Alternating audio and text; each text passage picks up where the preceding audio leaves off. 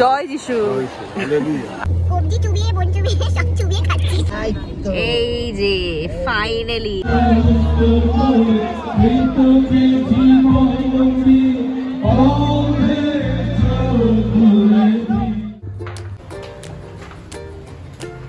হয়ে গেছি, আমরা সব রেডি, এখন যাচ্ছি গাড়ির দিকে। চলো চলো চলো। এই 8 সিটার স্করপিওতে করে গেলাম প্রথমেই মা দিদি বোনেদের পিক আপ করে সোজা সেখান থেকে টুয়ার্ডস আজকের ডেস্টিনেশনে। কোথায় যাচ্ছি? এখন যাচ্ছি তোমাদের বাড়িতে। একটুখানি বাদিকে দাঁড়িয়ে তো এটিএমটা, এই এটিএমটার সামনে। দাদা আপনি ব্রেকফাস্ট করেছেন? হ্যাঁ আমি করিনি। করেনি? ঘড়িতে তখন সকাল 8টা, আর টার্গেট করেছিলাম বাই 11 পৌঁছানোর, না হলে যেটা করার উদ্দেশ্যে যাচ্ছিলাম সেটা আর হতো না। কতক্ষণে মারা আসছে, দাঁড়িয়ে দাঁড়িয়ে গল্প করছিলাম। এই দাদাটা গেছিল महाकुंभ में ये थे तो काफी बहुत भीड़ थे। अच्छा, कोई चीज़ का दिक्कत नहीं हुए थे। अच्छा, सभी नहाए वहाँ पर जाके, सभी डुबकी लगाए। मन्नत पूरे थे तो अभी पूरे हो गया, घूम के आ गया। আর আজকে নিয়ে যাচ্ছে আমাদের ব্যান্ডেলে, তাহলে তীর্থস্থানে যেতেই রয়েছে। महाकुंभ হলো, আজকে হচ্ছে ব্যান্ডেল। আমাকে আগে জিজ্ঞেস করে দিতে খাবে, মিথ্যে কথা বলো না। কচুরি না, ছোলে ভটুরে। ভটুরা, ও ভটুরে না। ये जो छोले भटूरे खा के आया, फिर बीच रास्ते में नहीं उतरोगे ना भटूरा निकालने? नहीं, भटूरा निकल के आया। তুমি যাচ্ছ না কেন ব্যান্ডেলে? এইটা হলো আমার বুড়ো কাকা।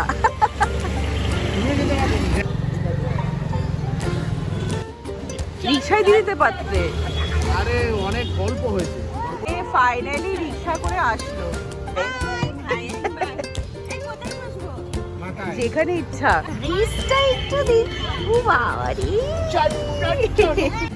বাহ, হেভি লাগছে তো তোমাকে? ওই পিছনে রেখে দাও। হ্যাঁ, কথা বললো দাঁড়িয়ে দাঁড়িয়ে।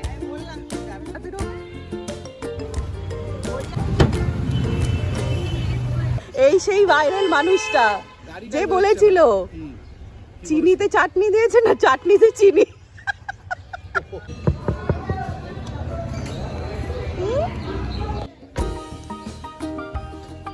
শুরু করে দিচ্ছি আমাদের জার্নি।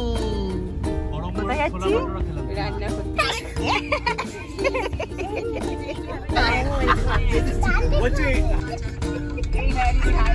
কি গান শুনছো মালতী মাসি? বাবা এবার কি গান? হাট গান। এই সব মাছ শুরু হয় আমাদের খাবার দিয়ে, আর শেষও হয় খাবার দিয়ে। গরম গরম চিকেন টিক্কা, তার সাথে হালুয়া পুরি, তার সাথে রুটিও আছে, এটা এখনো বার করা হয়নি। এইটা হচ্ছে হোমমেড রাসনা, চিকেন পকোড়া, ডাল পুরি, রুটি, কত কিছু। এটা হালুয়া পুরি। কবজি চুবিয়ে, মন চুবিয়ে, সব চুবিয়ে খাচ্ছি। চুবিয়ে কবজি চুবিয়ে মন জিভে জল পড়া জিলেবি। কে বলছো? শেষ হয়ে যাবে, অর্ধেক শেষ হয়ে গেছে। আমি বলতেই চাই না কিছু খাওয়ার সময়। সেফ ড্রাইভ সেফ লাইফ, এটা ঠিক বলেছে। কোথায় যাচ্ছি আমরা? যাচ্ছিলাম হুগলি নদীর তীরে অবস্থিত এই প্রচুর প্রাচীন ব্যান্ডেল চার্চে, এবং পশ্চিমবাংলার প্রথম গির্জাঘর। তাই বিভিন্ন চার্চের মধ্যে ব্যান্ডেল চার্চটা হলো অন্যতম। এই মার্চ আর এপ্রিল মাস জুড়ে হয় ইস্টার আর গুড ফ্রাইডে। খ্রিস্ট ধর্মে লেন্ট হলো ইস্টারের আগের 40 দিনের প্রতিফলন আর প্রস্তুতির সময়কাল। এই বছরে এই লেন্ট শুরু হয়েছে 5ই মার্চ থেকে, আর ঠিক তার প্রথম সানডে অর্থাৎ 9 মার্চ হয় ব্যান্ডেল চার্চে মা পুত্রের সাক্ষাৎ, প্রভু যিশু আর মা মারিয়ার যন্ত্রণাময় শেষ সাক্ষাৎ। শেষ সাক্ষাৎ কারণ এরপরেই যীশুখ্রিস্টকে ক্রুশবিদ্ধ করা হয়, আর এই শক্তিশালী মুহূর্তটাই চিত্রিত করা হয় এই ব্যান্ডেল চার্চে। পুরুষ, মহিলা, যুবক, শিশু, হাজার হাজার তীর্থযাত্রীরা খালি পায়ে হেঁটে এই পবিত্র গির্জায় আসেন প্রায়শ্চিত্তের জন্য। আমার এই ভিডিওটা করার একটাই কারণ, যাতে যারা যারা কারণবশত আসতে পারছেন না বা অনেক দূরে থাকেন তারাও আমাদের সাথে সাথে এই মুহূর্তে অংশগ্রহণ লাভ করতে পারেন। হ্যাঁ, একদম যেটা করতে যাচ্ছে সেটাই করতে হবে। কি দিচ্ছে? সানগ্লাস চেঞ্জ হয়ে গেছে। সানগ্লাস কোথায় গেল?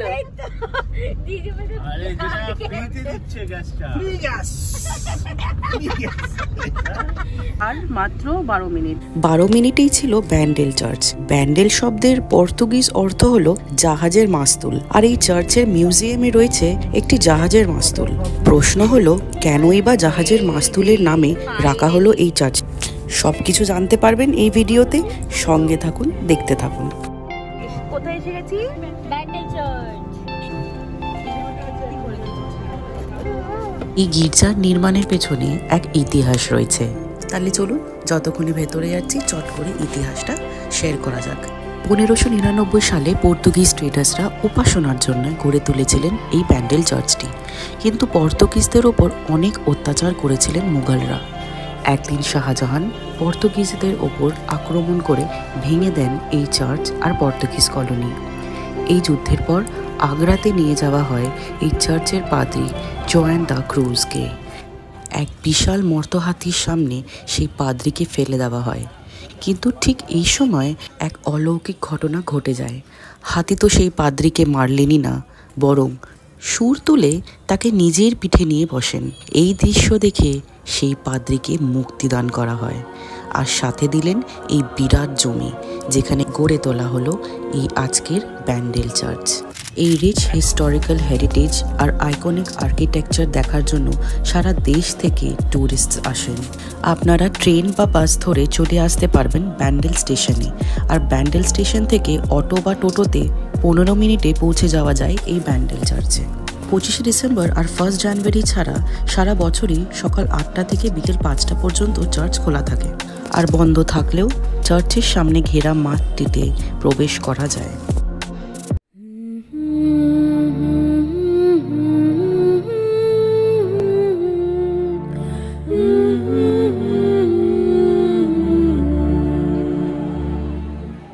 নদিয়া, হুগলি, হাওড়া, 24 পরগনা বিভিন্ন স্থান থেকে প্রচুর তীর্থযাত্রী আসেন, আর তাদের কথা মাথায় রেখে আলাদা করে বিশ্রাম করার জায়গার সুযোগ করে দেওয়া হয়। এটা কি হচ্ছে? কি ঈশ্বর দর্শন পেয়েছি আমি অন্ধই সেই থেকে আমার বিশ্বাস উনি এসে 2 মাস থেকে প্রার্থনা করেছেন, আচ্ছা, চোখে করেছেন, প্রচুর আশীর্বাদ। জয় যিশু, হালেলুয়া। প্রার্থনা বলবেন, দেবো করে দেবো। আমি অনলাইন প্রার্থনা করি, এবং সবচেয়ে বড় কথা ঈশ্বর অনেক মিরাকেল করেন। ঈশ্বর যা করেন, যেভাবে দাঁড়িয়েছেন এবং ফ্রাইডে ছিল ফ্রাইডে, এবং যিনি গেছেন আমি অন্ধ, আচ্ছা, ওরা ওয়াইফ মেয়ে বলছে তুমি দেখতে পাচ্ছ না, যিশুকে ডাকো। এলেন, উনি দাঁড়ালেন, এসে রক্ত দিয়ে পরে আমি একদম পুরো পিওর মিরাকেল। এটা 13 জানুয়ারি 2017 সাল। ওই জন্য আমি মানে কি বলতো যিশু এতটাই মানে প্রচার করি, সব থানা পুলিশ সবাইকে দিয়ে যে যিশুর কিন্তু আগমন খুব শীঘ্রই জানবেন, কেন উনি আসছেন, উনি পাপ মোচর জন্য আসছেন। Praise the Lord. হ্যাঁ, thank you, praise the Lord. এরমই প্রচুর বিশ্বাসীরা আজকের দিনে আসেন আর তাদের জীবনের আশ্চর্য ঘটনাগুলির কথা প্রচার করেন। আর মর্নিং সার্ভিস কমপ্লিট হওয়ার পর মাঝখানে সময় থাকে সবাই যাতে লাঞ্চ বা রিফ্রেশমেন্ট করে নিতে পারে, কারণ আবার ঠিক 1:30 থেকে শুরু হয় ক্রুশের পথ, মা পুত্রের সাক্ষাৎ। তাই আমরা বেশি দূরে কোথাও না যেতে পেরে চার্চের বাইরেই থাকে প্রচুর ছোট ছোট এরম রেস্টুরেন্টস, সেখান থেকেই চট করে লাঞ্চ সেরে ফেলেছি। এই রেস্টুরেন্টটা চুজ করেছে কারণ বলছে নাকি এসি আছে, দেখা যাক।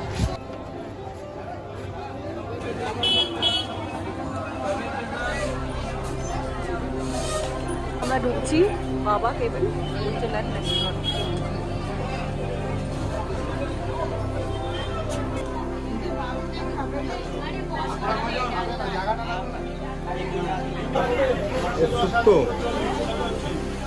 থালিতে এখন শুধু লেবু, পেঁয়াজ, আলু ভাজা, ভাত আছে,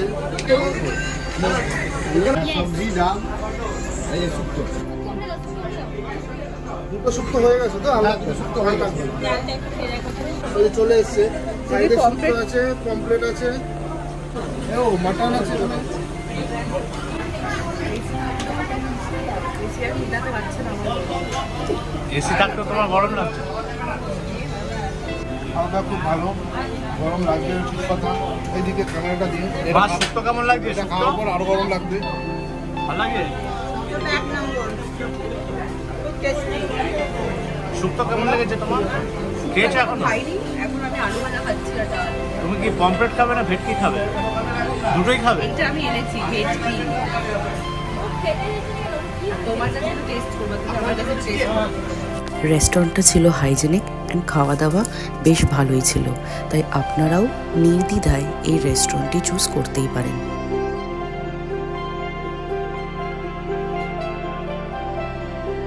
খাওয়া দাওয়া কমপ্লিট করে একটু রেস্ট নিয়ে গেলাম চার্চের মাঠের দিকে। গেট থেকে ঢুকেই মোমবাতির প্রচুর দোকান পেয়ে যাবেন, এখানে কোনো এন্ট্রি ফি লাগে না। ব্যান্ডেল চার্চে সারা বছরই মানুষ আসে, কিন্তু এই সময় সব থেকে বেশি ভিড় হয়। আর এখানে ঢুকতেই দেখবেন বিভিন্ন স্কাল্পচারের মাধ্যমে ফুটিয়ে তোলা হয়েছে যীশুখ্রিস্টের নানান জীবনের ঘটনা।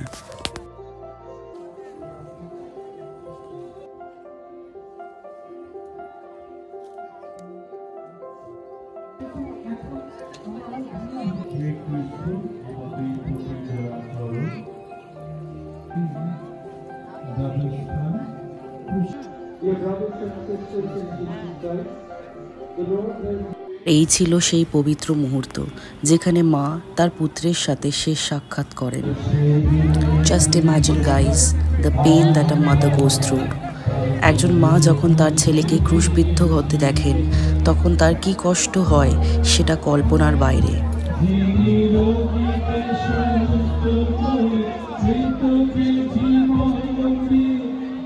এই শক্তিশালী মুহূর্তে তারা এক অপরের অপরিসীম যন্ত্রণা এবং দুঃখ অনুভব করেন। এই সাক্ষাৎ মানবতার প্রতি যিশুর ভালোবাসার গভীরতাকে তুলে ধরে, আর তুলে ধরে মা মারিয়ার তার পুত্রের প্রতি অটল ভালোবাসার যন্ত্রণার সময়।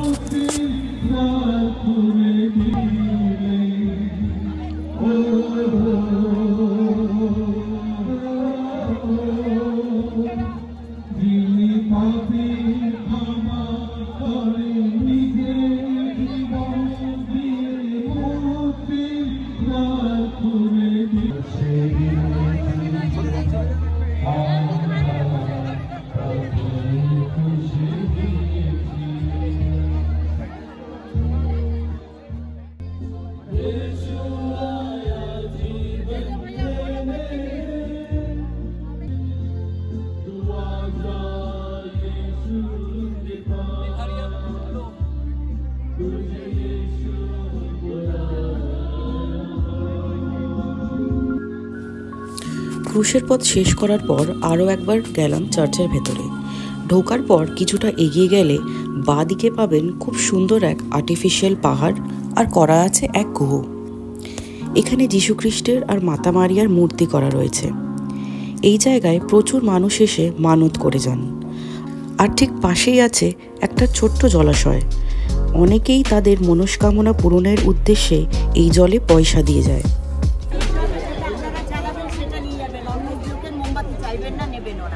কেন তারা মানত করে দিচ্ছে, কি মানত করে দিচ্ছে? হ্যাঁ, আর এটার ঠিক পাশে থেকেই একটি সিঁড়ি সোজা চলে যায় চার্চের একদম ওপরে। এই ওপরে ওঠার সিঁড়ি আর নামার সিঁড়ি আলাদা, আর ওপরে ওঠে সবাই সবার ব্যক্তিগত প্রার্থনা জানায়। অনেকেই আশা ও মানত করার দরুন হাঁটু গেড়ে সিঁড়ি বেয়ে ওঠে। বিশ্বাস করুন, এই এতগুলো সিঁড়ি হাঁটু গেড়ে ওঠা চারটিখানি কথা নয়। মনে সাহস আর দৃঢ় বিশ্বাস না থাকলে এটা কখনোই সম্ভব হয় না।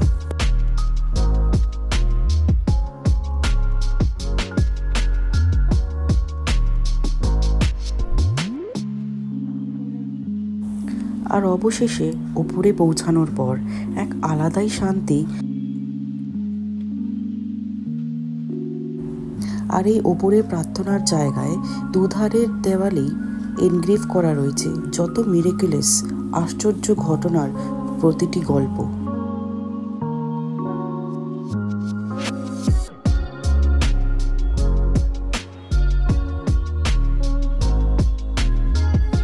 আর ঠিক তার পেছনেই আছে মোমবাতি ধূপকাঠি জ্বালানোর জায়গা, আরাধনা করার জায়গা।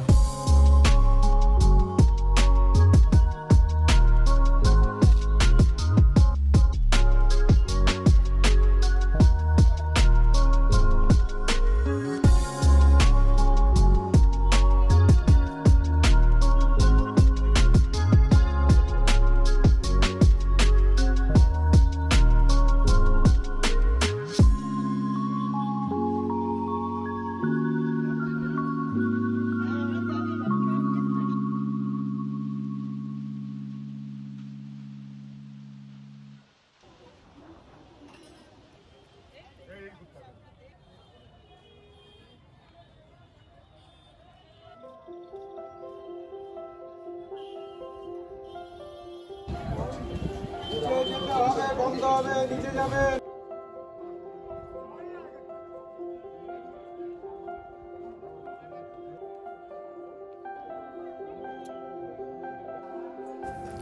ঘড়িতে বাজছিল 5টা আর সময় হয়েছিল চার্চের বাইরে বেরোনোর।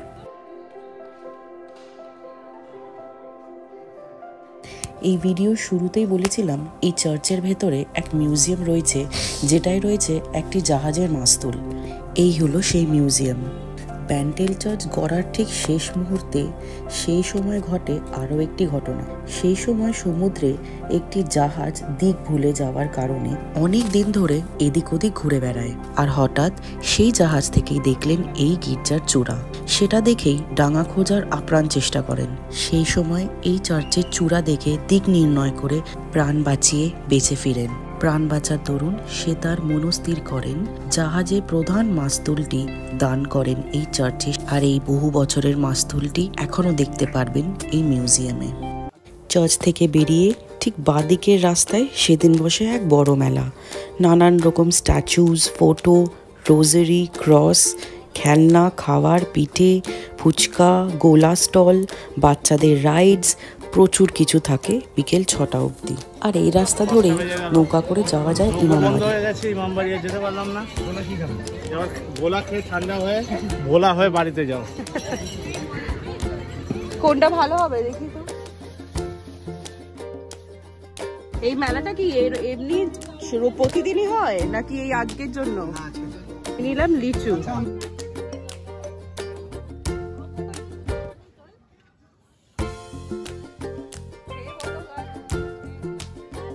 এটা হচ্ছে হোলি স্পেশাল ইন অ্যাডভান্স।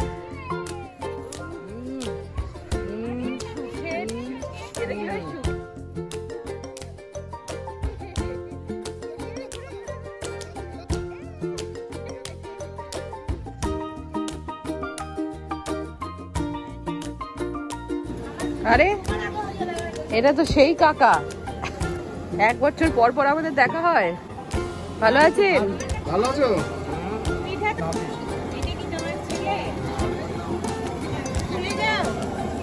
বলুন বলুন, আপনি বলুন। আমি বলছি এটা গ্লাস। আচ্ছা, ওর কাছে যাবো। আঠা দিয়ে ডেন্ডেট দিয়ে লাগিয়েছি। আচ্ছা, ওই যে ওদিকে দেখো। ও বাবা রে, সো টায়ার্ড। গরম পিঠে। দারুন।